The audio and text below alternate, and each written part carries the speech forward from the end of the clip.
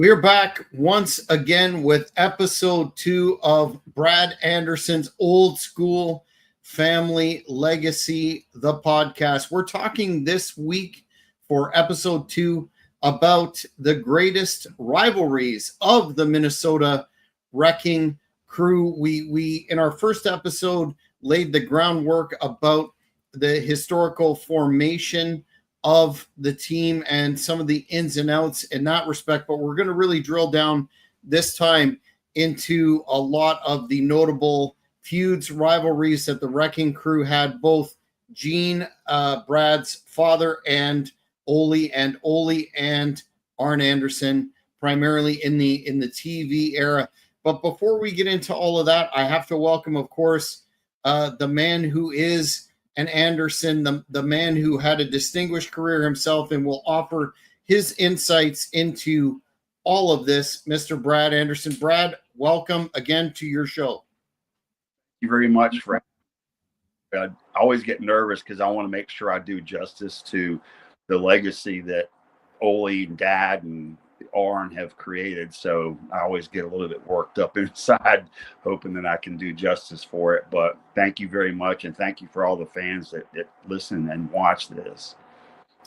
Yeah, and I did actually get a lot of submissions for this program, specifically dream matchups, which when we go through the list of actual matchups, we'll run by you just to get your insights. To back it up a bit, the Minnesota Wrecking Crew were the dominant tag team in both Georgia Championship Wrestling and Jim Crockett Promotions in the 70s and 80s. And they really, in a lot of ways, set the mold for other tag teams to follow during that golden era of the 1980s. But Brad, given your understanding of both the Wrecking Crew and tag team wrestling in general, can you talk about that much appreciated style that they had, their signatures for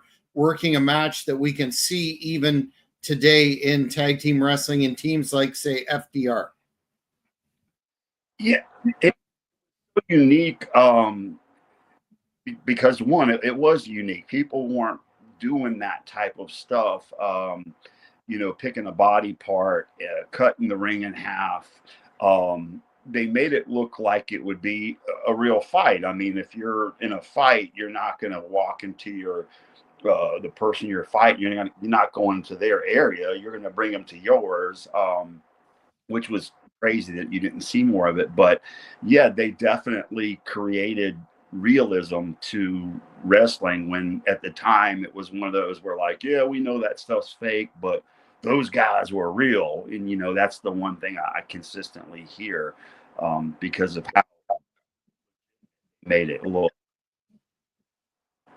In terms of the psychology of the Wrecking Crew, they really were the ultimate heels, in so much as they were, when you're talking about cutting off the ring and preventing the tags, when the babyface team finally made that tag, the fans would go wild, and they really had that aspect of psychology down. When you were privy to your dad's discussions, or anything that he might have passed along to you, did he stress, just how important that aspect of psychology is in tag team wrestling? Yes, he did. I know, and I know I've talked about it before. Unfortunately, being a young kid, that's why Dad had Nelson Royal train me, because Gene Anderson was my dad, and at that age you don't want to listen to what your dad's saying, really, even though he was Gene Anderson, one of the best wrestlers of tag team generation. But he constantly did. Later, after I broke into the business more, he would talk to me more, and he would actually more, like, we had a stack of VHS tapes, and he'd be like, he'd gotten them from the Crockett office, and he would be like, watch this, kid, watch this. And there were some great on there, not necessarily of them, but just the people that he learned from. And I always want to say like Johnny Valentine, just you get heat by less is more a lot of the times. You don't have to go out there and get my shit in to look good. You can actually sell getting over, and then do something cheap on the baby face to get your heat. So yeah, he did talk to me a lot about that. At the time, unfortunately, a lot of it went through one ear and out the other. But I did finally like, wow, yeah, he really, I go back and look at it now and tried to, practice it later on in my career. Mm. You before we came on air mentioned that you actually have your dad's boots. Can you show the fans that's a piece of history right there? Original Wrecking Crew boots. These are but I have the whole pair. And later in my career of it, I would bring them to the ring with me, and I had my dad's ring jacket, the infamous one that said Gene. It was maroon. It had like the gold trim. Ole had one also. And I'd wear it to the ring and hang it on the post, and that got. I mean, even though they would a lot of times bill me as a heel, just the nostalgia of it, like I was a baby face because people love to see that and those memories that it brought back. So yeah, I would hang it on the ring post, but even though I might be a heel that night, I was a baby face just because the fans love to see that. Mm-hmm. Yeah, that's something that is so missing, it seems, in the modern product, and that's that connection to the past. I know WWE and AEW is a young company, but they're not big on wrestling history, which is what this program is all about. And hopefully, the fans will take in some of these broadcasts and then go back and take a look at some of what we're talking about. Fortunately, with the Wrecking Crew, there's more footage on YouTube than one would expect of some of these famous rivalries that we'll talk about. The first being, and I'll just give you my notes on why they're notable, and then get your comments. Ric Flair and Greg Valentine. This was a rivalry in the late 70s in the Mid-Atlantic area, and it was a cornerstone of the Wrecking Crew legacy. Flair, who was initially a cousin of the Andersons, something I want to talk to you about, teamed with Valentine, kind of did the turn to go against Ole and Gene, and these were really brutal, high stakes matches. Their 77-78 feud over the World Tag Team Championships produced some of the most intense, bloody encounters, and it really served. It's a good example of how tag team wrestling can elevate a star, because you look at Flair, his star power elevated, and it really showcased the Wrecking Crew's heel tactics. There was such great chemistry there that it really laid the foundation for the Four Horsemen, and that's going to be our episode 3.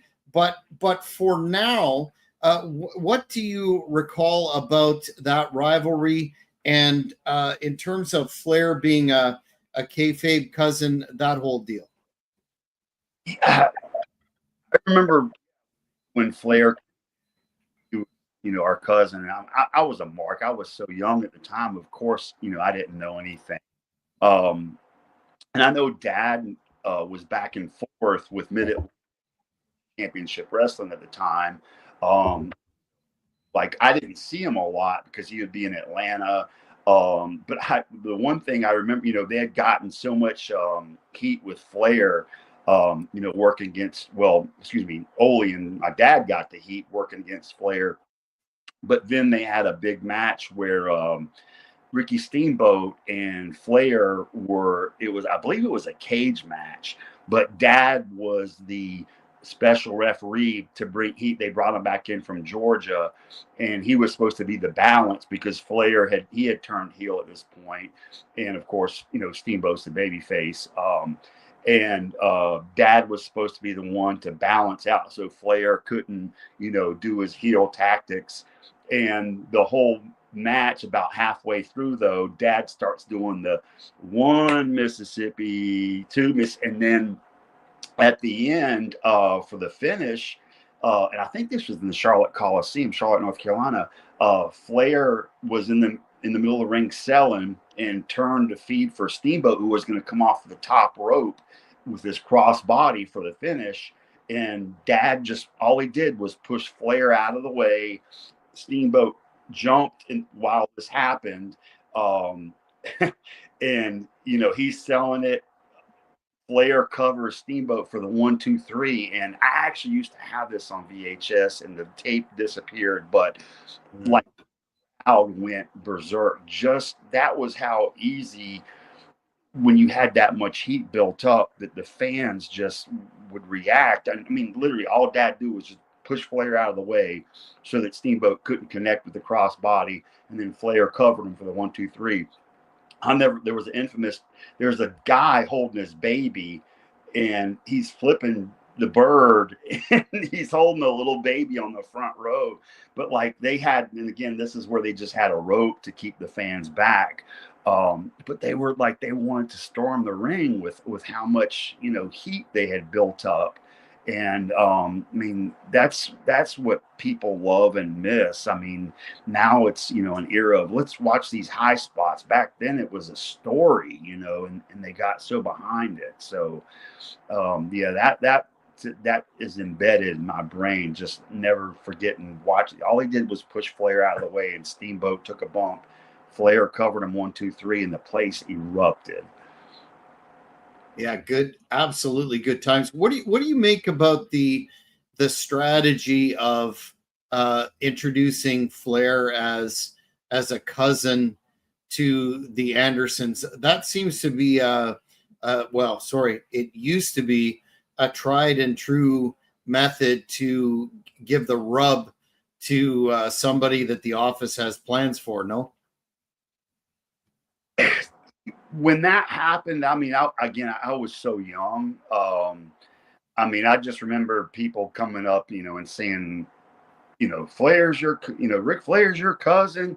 So I don't remember a lot about that era and what they did. I just know, that was a precursor to the Four Horsemen, which I'm sure, you'll talk about later. But that was the first. You had Gene, Ole, and Flair, and they were this little group, and they had each other's back, and it all came because they were from Minnesota and were trained by Vern Gagne. And but I mean, it definitely had the initial implications of a faction, which you today, and which you didn't really see that type of thing back then. And Dad and Ole were over, and Flair was going to get over regardless because of his talent, but it accelerated him to another level that much quicker.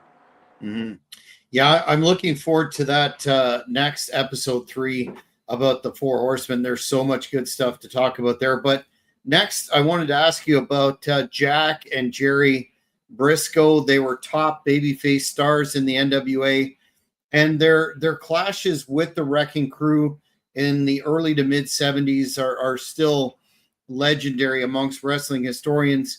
The Briscoes brought that technical wrestling and the brotherly chemistry that matched well against Ole and Gene's calculated kind of aggression. And they battled, of course, for the NWA World Tag Team Championships. Their 73-74 feud in Mid-Atlantic and Florida drew huge crowds and really kind of solidified the Wrecking Crew's ability to not only be gritty and roughhouse guys, but work with technicians as well. What do you recall about the Briscoes? The Briscoes, they're classics. I mean, they were technicians in the ring. Again, I was young. I did watch several of the tapes. Dad, watch this, kid, and and it was some classic stuff because I believe the Briscoes worked as heels at sometimes too. But to see the 4 people in the ring that, were all technicians. I remember one of the tapes I had, and Ole won. Dad and Ole went over, and the finish was a small package. That's all it was. But I can't remember if it was Jerry or Jack went near the ropes, and my dad nailed him while he was going to do a move, and then Ole rolled him up in a small package, 1, 2, 3, and that was the finish. And it was for the world title, the tag team titles that night.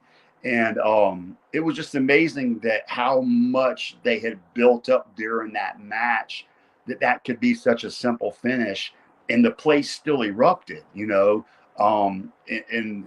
that's the thing that you just don't, there's no build up to a finish. It's just high spot, high spot, high spot. Back then it was a story, and such a simple finish. There was so much that went into the match that once that happened, that was all they needed to see. And were the marks were just ready to come out of they wore out of their seats, and, ready to tear the place apart.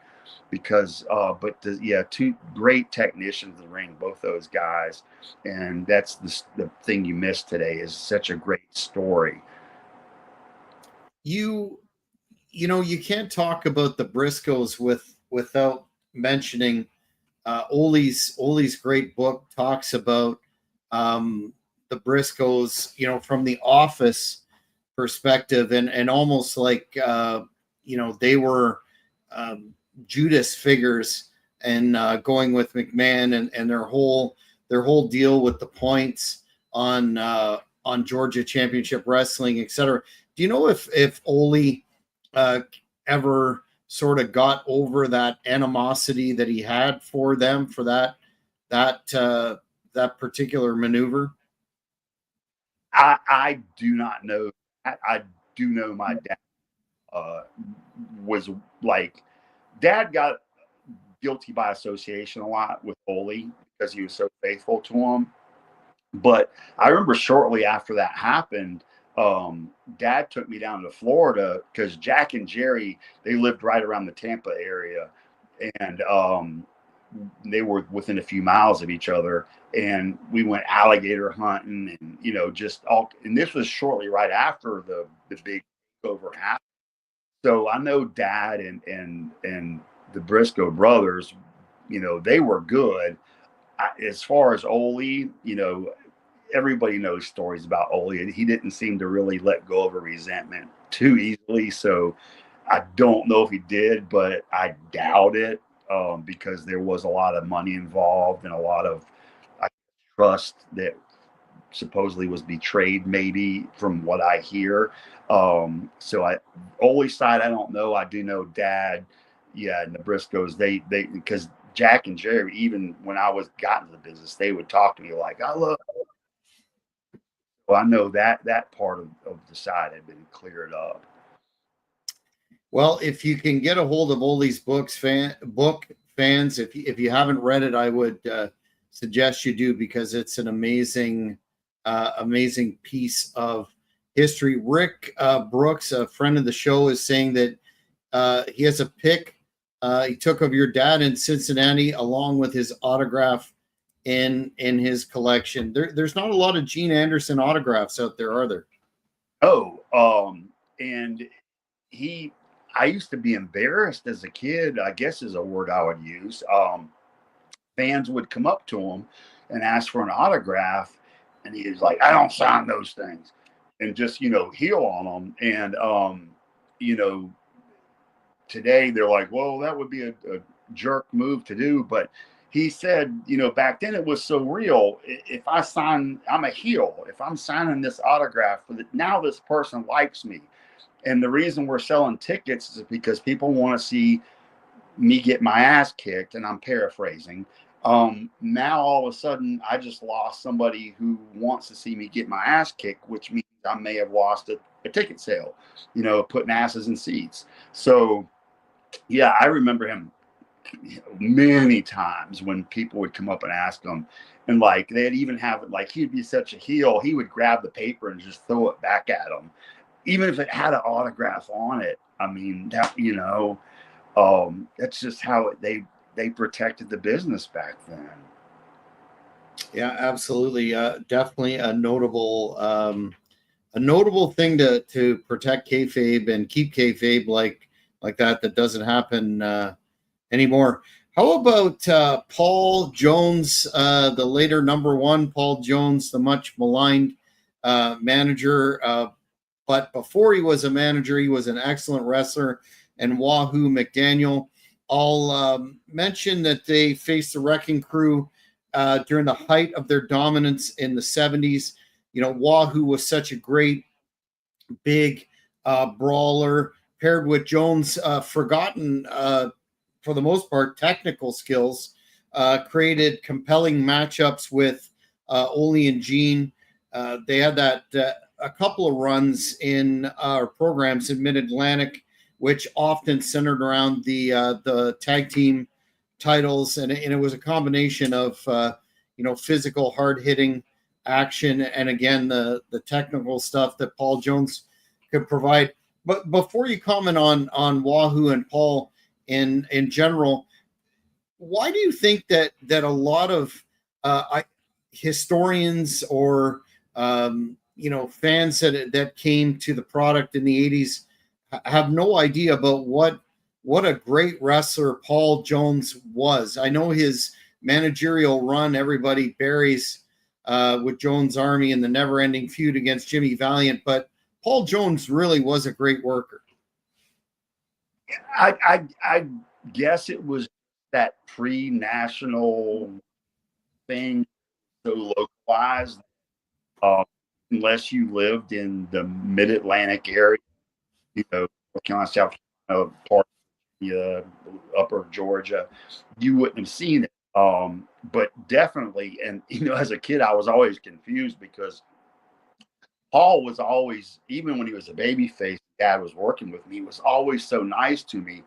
I remember Dad even telling me this story when I was so little. Dad was carrying me, and Paul came up, and this is my dad telling me the story. Of course, I wouldn't remember this. And Paul's like, "Hey, give me some sugar," and my dad didn't know back then the sugar was a hook move, to knock, cut. And he's like, "What are you talking about? That kid don't know how to shoot yet." But he wanted a kiss from, he wanted, give him a kiss. And that was, my dad didn't know. I guess it was a term that, being from Minnesota, he had never heard. But to get back to your original question, I guess it was just that regionalized thing. There's so many great guys from the Mid-Atlantic area that people don't know about because they got cut off before everything went national. Paul Jones, people know as, his army with Baron von Raschke and, Pez Whatley with the Valiant, angle. But as far as a wrestler, a lot of people don't know that, which is a shame because he was a great wrestler. Your thoughts on the team with Wahoo or Wahoo McDaniel in general? One of the toughest guys ever to set foot in the square circle. I'd say that's an accurate statement. Yeah, I might have mentioned this to you before when I've talked to you that he was one of the few guys. I mean, you'll hear Flair talk about it. How Wahoo's one of the toughest guys in the business, but that was one of the only few guys I ever heard my dad, that I won't say he was afraid of, but would say you don't ever want that because you'd have to kill him to stop him. And if I've told this story before, you have to stop me. I remember I was 18 years old and Dad had me help Wahoo move out of his house. And it was a divorce with his wife at the time. And so literally, like, there was police stuff, like you could get in at 8 a.m. and be gone by 3 or whatever. So I'm there helping move, Dad's like, go there and help Wahoo move his stuff. And so we're taking some loads and, coming back, and we get back and Wahoo's there with, and he's like, oh shit. his ex-wife to be's dad was there, and I've never seen Wahoo sell like this in my life. Y'all stay here. So we were at the end of the driveway. So Wahoo thought he had till 5. I'm just throwing numbers out there. His ex-wife thought, till 2, and it was, we'll say 2:30. So according to her, we're past our time. Well, her father was very elderly, and like I said, Wahoo said, "Y'all stay out here." So all I could see was the top of Wahoo's head because there were cars and it was a carport. And all of a sudden, I hear Wahoo come running, kicking stuff, and he's like, "God damn, run! This motherfucker's got a gun!" And the father, who could barely walk, he's got a pistol. And he's like, "Rrr, rrr, rrr, rrr." And like I've never seen Wahoo. So he came running out of the end of the driveway, and only time in my life I saw Wahoo actually sell for real. Because I mean, no matter how gun's not gonna, but it all ended well, and their relationship ended great after they. But yeah, that was, whenever somebody says Wahoo, that's the first thing I remember thinking, almost getting shot that day because Wahoo move. Well, that was very very big of you to assist and be put into that situation.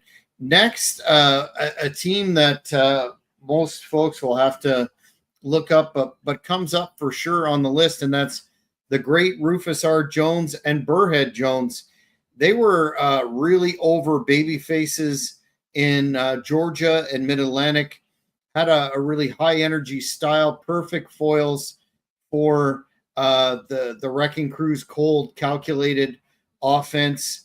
They were important because they drew diverse audiences and really showcased the Wrecking Crew's ability to generate heat. Do you remember Rufus R. and Burrhead? Any thoughts on this entry? I remember, yeah, you are very correct, because it did. I mean, we're talking the South, and it is what it is. There's a lot of racial whatever back then. Still exists a little bit today, though, but back then, but to have such a baby face, Rufus R. Jones. I remember he'd start doing his little shuffle, and I remember Dad talking about how much he liked him. Thunderbolt Patterson, another one Dad loved. But Burrhead Jones, I spoke to you quickly prior to the start of this. I didn't know much about him, so I don't remember that with Rufus R. Freight Train Jones. But I'll have to repeat that real quick. When I was in Alabama working the territory, Burrhead, I guess he was really over down there, and he would do a commercial for like rental furniture type place. And this was the classic. This was on TV. And he would say, "Good credit, bad credit, no credit at all. We got a plan for you. If you don't plan on paying for it, we plan on taking it back." Like, that's a commercial. Like, it was hilarious. But that was, and I met him one time at one of the shows that we filmed for Continental Alabama. But outside of that, I don't remember him. But I was afraid of Roof. I was like, man, he was so over. He had me scared as a kid. My dad couldn't. Yeah, he certainly was a very charismatic individual. We'll talk about T-Bolt in a bit, but what about, you can't go through this list without mentioning Dusty Rhodes and Dick Murdoch, the Texas Outlaws. They clashed with the Wrecking Crew in the 70s, and both guys had really larger than life personalities, and both were brawlers at times that led to really chaotic fan favorite matches when they were the babies against Ole and Gene. Mostly in Georgia and Florida, and they were really pivotal in establishing Rhodes as a top star. And we'll talk about Dusty and his whole deal with the Horsemen next episode. But do you have any memories of Rhodes and Murdoch as a team against the Wrecking Crew? I can't say that I do. I know that I would have been really young then. I know I didn't appreciate Dick Murdoch until later on, when I became, uh, and even I didn't really appreciate him. We were in Puerto Rico together, working the territory with Dick Murdoch, and of course, Dusty's legacies. You've heard a million stories. He is who he was, bigger, larger than life in the ring always. But to get to know Dick Murdoch like I did in Puerto Rico, it was just he it was great. I mean, he would it was still kayfabe in Puerto Rico, and you'd have the heels in one dressing room, the faces in the other, and the referee El Vikingo would come over with the finishes, and he would give me the finish, and I was the Caribbean champion, I think, whatever it was. And Murdoch would say, "Don't do it, kid. Don't sell it. You're too close to home." He was, and I'm like, "We're in San Juan, Puerto Rico. I live in Charlotte." And he was always cutting up, and he's like, "Don't do it," because they used to love to do this finish down there. They call it the heart punch, where they'd raise your arm and then punch you. And Invader 4, I think, the one that was allegedly killed Bruiser Brody. Again, that's a whole nother. I don't know about That was two. Invader 2. Yeah. That's the one we're talking about. I mean, Jose Gonzalez. These guys are like 5'7", 5'8", and the finish just looked terrible. And Murdoch like, "Don't kill your career, kid, taking that." And he was ribbing at the same time. But he would tell me, he would like, "Just call a small package before the finish, and uh don't kick out." And so you could only get away with it a few times before, and the referee Alva Kingo would come over. He's like, "What happened?" And I was like, "That mother," and Murdoch had told me, he's like, "Tell him he hooked you. You must have snipped him or something, and he hooked you." And I was like, "That motherfucker hooked me. I couldn't kick out." And just, you couldn't get away with that but a couple of times before they smartened up and realized that you just don't want to take that stupid finish.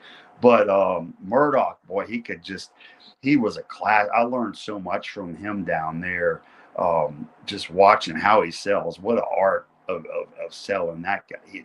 I was never able to appreciate it until I got into the business years into it.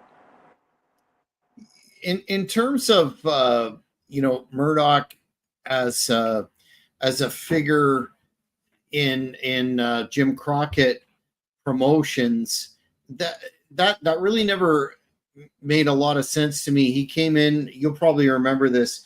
He came in and was associated with Jim Cornette as kind of like a problem solver type deal, and appeared to be positioned for some other things, and then he kind of just went away. He was in and out a couple of times.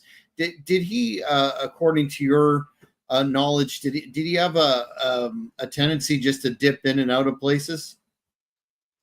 Yeah, no, I don't know. I do remember what you're talking about, though. I was still a mark then. I was probably about 15 years old, and I was like, who? I didn't know who he was at the time. I didn't like the gimmick. I didn't like what they were doing.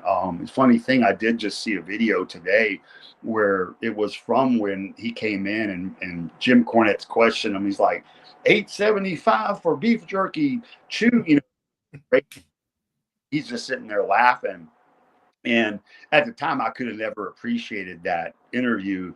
Looking back now, knowing Murdoch, I'm like, oh my God, this is so classic. But as far as dipping in and out, I don't. I just know him and Dusty were great friends, and I don't know at the time if of course, it was near the end of Dick Murdoch's career, or the twilight of it. If Dusty was doing him a favor to bring him in there. I remember going over when me and Dusty's son, Gold Dust, were great friends in high school, and going over, and him and Murdoch and Dusty were watching the Texas Oklahoma game, and I guess that was their big thing to do every year. And they were sitting there drinking beer, and I know, yeah, they were tight. So I don't know if it was a favor, why Dusty brought him in. Regardless, I mean, at the time, obviously, Murdoch wasn't physically up to par with what you were seeing in wrestling with all the monsters, but man, the guy could work. I mean, and just, go, go, go, go. Yeah, absolutely. A real character out of the ring as well. Here's an interesting one I wanted to ask you about, and that's the Minnesota Wrecking Crew 2. I believe you were in the company when they were, correct me if I'm wrong, when they were brought in, when they were still AWA tag team champions. That was Enos and Bloom. And they did some TV work with the Steiners, and of course Ole was the manager there. Man, they later years when Steiners went to WWF and they came in as the Beverly Brothers, they were the only real opponents that would work with them. They obviously got along well, but they had some real hard hitting matchups. What did you think when those guys were brought in? What was the thoughts backstage, given that they were, Vern's champions at the time, and putting Ole with them? I guess that's a no-brainer. Do you know how he felt about it? That's a good, because I have that same question also, because at the time it made no sense to me at all. Like, I mean, if I can remember right, they wore hoods, and they wore blue, and like, so much didn't make sense. I mean, the whole gimmick from, I just had the boots, the maroon and gold. That's the Minnesota colors of, the University of Minnesota. There was so much going on behind the scenes at that time with WCW, with Jim Herd and stuff. I don't know if it was another one of his ideas, and Ole had to go along with it. It would be hard to believe, even though those guys, Enos and Bloom were great workers. I mean, they're great, but it's hard for me to believe that Ole was behind that the way, because I mean, they worked hard, but it would take a lifetime to study how to work like Dad and Ole did. And at times they, I guess, tried to do the best they could, but it never was an Anderson tag team or a true Minnesota Wrecking Crew. So I don't know how Ole felt. I can't imagine that it was his idea. If it was, he, you throw enough darts at the wall, eventually, some are going to miss. I don't know if that was one of those, but yeah, great workers those guys were, but I didn't like it. Yeah, it's kind of a enduring question mark as to why they were brought in and then used for in the manner that they were. A pretty high profile spot to put Ole with them, kind of like the blessing off, but then they just kind of faded away. A very strange historical footnote. You mentioned Thunderbolt Patterson. Have to talk about his team with Tommy Rich, a guy that is still wrestling to this day. I just saw him May the 3rd in Philly. They really had a thing going in the late 70s and early 80s, building upon the fiery charisma of T-Bolt and Wildfire's youthful energy. A real dynamic crew against the Wrecking Crew in Georgia. Their 79-80 feud over the Georgia tag team titles drew really massive crowds due to, I guess you could say, Patterson's promos and Rich's underdog appeal. What do you remember about both those fellas? Thunderbolt, I'm coming at it as a Mark perspective, because I was a kid and I wasn't smart enough. So I do remember Dad always talking about Thunderbolt Patterson in such a positive way. And I do remember when they and Tommy. I remember the Abdul the Butcher angles where they each week, like Abby would, do something, he, would fight a little bit more each week, and what helped him get over, like this young kid who has this, desire to never give up. Um, so that, again, I was about like everybody else who's why I with the exception, I would hear my dad talk about how much he liked Thunderbolt Patterson. As far as the behind the scenes, I don't know much more about that than anybody who watched it on TV, with the exception, like I said, Dad loved Thunderbolt. Ernie Ladd. I mean, and it was cool though, because like we mentioned earlier, we're talking about the South, and those guys could bring a diverse crowd. Of course, there were the black crowd that would come in and loved it, but they would. And we're talking about the South Georgia, and the white crowd. They were behind them too. So you're really getting over when it is what it is, unfortunately. And yeah, he definitely was over, and got the whole crowd together, so. Were you around Tommy Rich during one of his comebacks to JCP? Actually, it was WCW when he was brought back, and he appeared to be in great shape, and they programmed him against Luger for the U.S. title, and had some good matches. Were you around during any of his comebacks to WCW? I was there. I was doing jobs on TV with the Hood, and then I was doing house shows as Brad Anderson. But and I remember the one time, Paulie Dangerously was in, and Paulie could do the best Tommy Rich impression. And again, I didn't know much about Tommy Rich except for what I had seen on, but he sounded just, he's like, "Hey man," but he could do it to a T. I don't know whatever happened behind the scenes, why that never really got pushed or whatever. But I was there. But the biggest thing that stuck out at the time was Paulie Dangerously's his impersonations of Tommy Rich, and he did some good ones. Well, yeah, I mean, Tommy still no signs of a retirement, so best to him for that. Respect for what an almost 50-year career.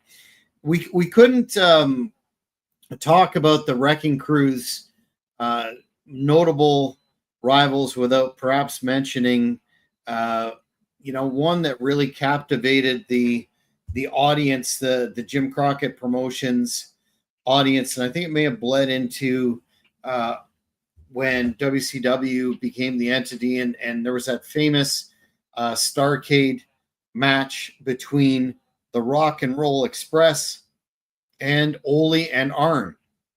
This time during the 80s, man, you can talk about, and we'll talk about you working some events, some notable events, not as a wrestler, but in other capacities where the Rock and Roll Express were on the card. Man, that was the classic babyface matchup against the dastardly evil heel tactics of the Wrecking Crew.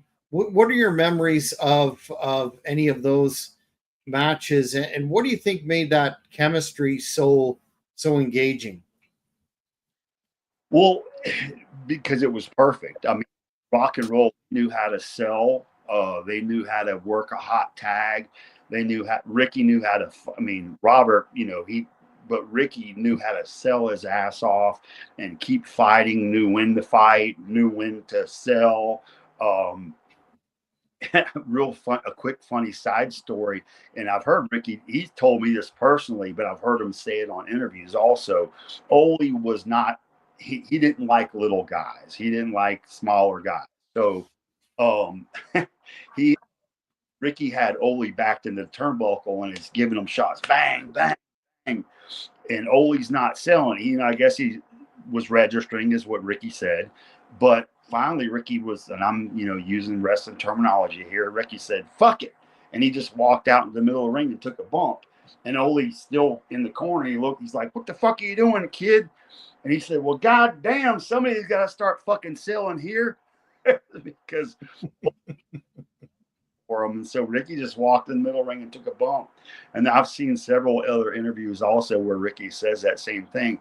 But to get back to your question, that was the perfect chemistry of knowing how to sell, knowing how to fight, getting that hot tag in, and knowing how to get heat. Yeah, I know what you're talking about Ole having a disdain for smaller wrestlers, but I do remember when Ole was still with us. I want to say 2017, 2018. He did an interview or a Fan Fest interview with Ricky Morton, and it appeared that all was good there. So no enduring animosity then. But if you look at their matches, I think he may have missed the mark in terms of the size of the Rock and Roll Express, because when Ole's on top of, say, Robert and looking to rip his arm out of his socket, it's all that more impactful. And if you look at the Starcade cage match, they ended up putting them over. So I think they saw what good business that was. I mean, yeah, eventually Ricky and Robert, you couldn't eventually not but respect them. I mean, because of the way they worked. I mean, I remember when they came in and won the straps the first night by beating getting beating the Russians, getting put over. And every time, I mean, I remember like, who are these guys? But over time, I mean, they're just a team that you had to respect because of the way they worked. Again, it's the same way as the heel, the Andersons worked, even Arn, the whole, concept, I mean, was just, you had to eventually respect it just because of what it was. Mm. The internet is rife with speculative fantasy matches, if you will, and one fan sent a link to a video game rendering, actually, of the Wrecking Crew against the Road Warriors, the Legion of Doom. I wanted to get they wanted to get your thoughts on what a match like that versus each other would look like. And I don't think it ever happened. At least there's no record of it. But depending on the era, I think it would depend on the era of the Road Warriors, because I don't think your dad and Ole, or even Ole and Arn, would be a part of an early Road Warriors squash match. So what do you think of that? Do you think it would have worked, or it would have been just too much, too many stylistic differences? I think it would have worked really. I mean, much better than the Road Warriors versus the Steiners. I mean, you just have two huge guys, and like, who's the strongest, toughest one? Bringing in the aspect of how Arn and Ole at the time worked, which translated from where my dad and Ole were together, it would have worked because they would have likely taken a leg out, and just kept working that leg. You're not gonna, and that would have kept the Road Warriors strong. That way, they're still powerful, but you just did something that weakened them. It doesn't look bad, doesn't make them look weak, but you just did something shitty. You took out a knee and worked that leg, which of course you don't see that anymore ever. But I think it could have worked great and kept the Warriors strong without, like I said, skyscrapers versus Road Warriors, Steiners. I mean, it's just a bunch of big guys beating the shit out of each other. And I mean, the whole Road Warriors gimmick is, stomping ass and taking names and not really selling, because they really shouldn't unless there was a reason to. And that would have been a reason to, the way that the Andersons could have got in there and done something cheap to get the heat going. So I think it could have worked well. Too bad it did not. Pierce Wrestling is asking, and I think I might have asked you this question online or off. I think it might have been both. Are you? Do you think you'll ever do a memoir book? No. I mean, I've been told that many times, or asked that many times. I mean, I know guys that, I don't know. Maybe I don't know. I mean, I would like to, I guess, maybe, I don't know. There's somebody, I don't feel that important. I guess that it's a privilege to be here and on your show, but I don't, I couldn't see that. I don't know. Well, I definitely disagree, and I'm sure we'll have conversations about that because that's a very worthy project in a lot of fans' opinion. To summarize the Wrecking Crew in terms of their legacy in tag team wrestling, I know it's always hard to ask these questions and have you boil it down, to a bottom line. But what do you think their ultimate contribution was? And again, we see teams like very few again because tag team wrestling isn't prioritized for some reason. But FTR, you can see that in FTR. Tully and Arn, they later went on to such great success. But what do you think the legacy is of the Minnesota Wrecking Crew? It is just that it's a memory that the people who experienced it know they will probably never see again. You'll never see anything like it. That would be my take from it. And I remember seeing when the FTR, my son called me first. He's like, Dad, there's these guys. They work, they have the boots on. They're white and black instead of maroon and gold, but they work like, the Andersons. And I was like, wow, and for some reason it just got shit canned. I mean, they didn't go with it. But that's WWE. They don't, work, push tag teams. But yeah, I guess to answer your question is just it was just so unique that it's just a memory. It's a great memory, and you just won't ever see it. It's like that, wonderful part of your life that you loved, but it's just never going to happen again. Mm. Well, I think again, fans that are interested should take a look on YouTube and pull up some of the matches that are available there just to see how great they were and what a bygone era of professional wrestling that was. And I think you're right. As much as I'd like to see a return to Wrecking Crew style tag team wrestling, I don't think it's going to happen. But Brad, we're done for this episode number 2. Looking forward to number 3, where we're going to talk about how the Wrecking Crew bore, for lack of a better term, the Four Horsemen, and get into all those great memories that you have in terms of the Four Horsemen. Really looking forward to that.